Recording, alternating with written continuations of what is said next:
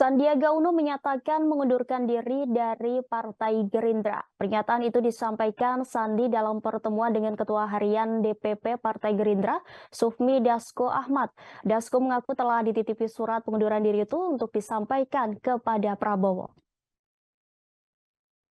Dasko menuturkan banyak menyampaikan isi hatinya pada surat yang diberikan ke Prabowo.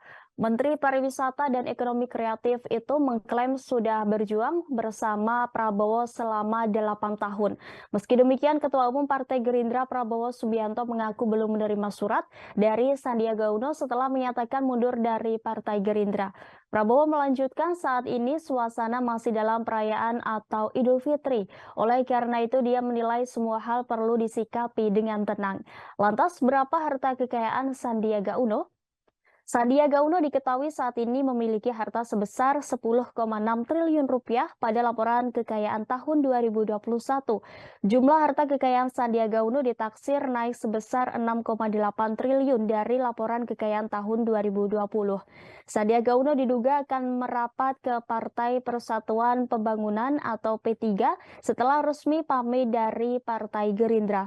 Direktur Eksekutif Institute for Democracy and Strategic Affairs Ahmad Khairul Umam menilai perpindahan itu bertujuan untuk mengincar kursi calon wakil presiden. Umam mengatakan Menteri Pariwisata dan Ekonomi Kreatif itu bakal lebih leluasa untuk mengincar jabatan bakal RI 2 menemani Gubernur Jawa Tengah Ganjar Pranowo yang telah diusung oleh PDIP sebagai calon presiden. Menurut Umam, langkah politik Sandiaga Uno untuk meninggalkan Gerindra bukan kali ini saja terjadi. Pada 2018 lalu, Sandiaga pernah angkat kaki dari Gerindra untuk kepentingan pemilihan presiden 2019. Pasalnya, kala itu dua partai politik koalisi Gerindra, Partai Amanat Nasional dan Partai Keadilan Sejahtera, ingin Sandiaga menjadi maju sebagai cawapres, Prabowo sebagai pihak independen. Bagi Umam, bukan tak mungkin Sandiaga Uno bakal kembali lagi ke Gerindra jika upayanya untuk mengikuti Pilpres 2024 gagal atau mengalami kekalahan. Umam mengungkapkan Sandiaga Uno selama ini dikenal sebagai politisi yang memiliki logistik cukup besar. Situasi itu membuatnya sering melakukan manuver politik yang tak bisa dikendalikan oleh elit hingga pimpinan parpol.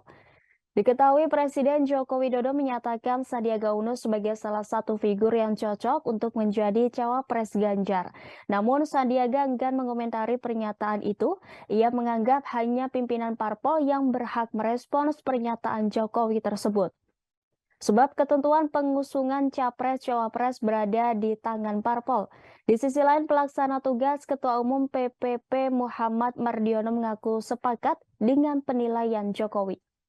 Terima kasih sudah nonton. Jangan lupa like, subscribe, dan share ya.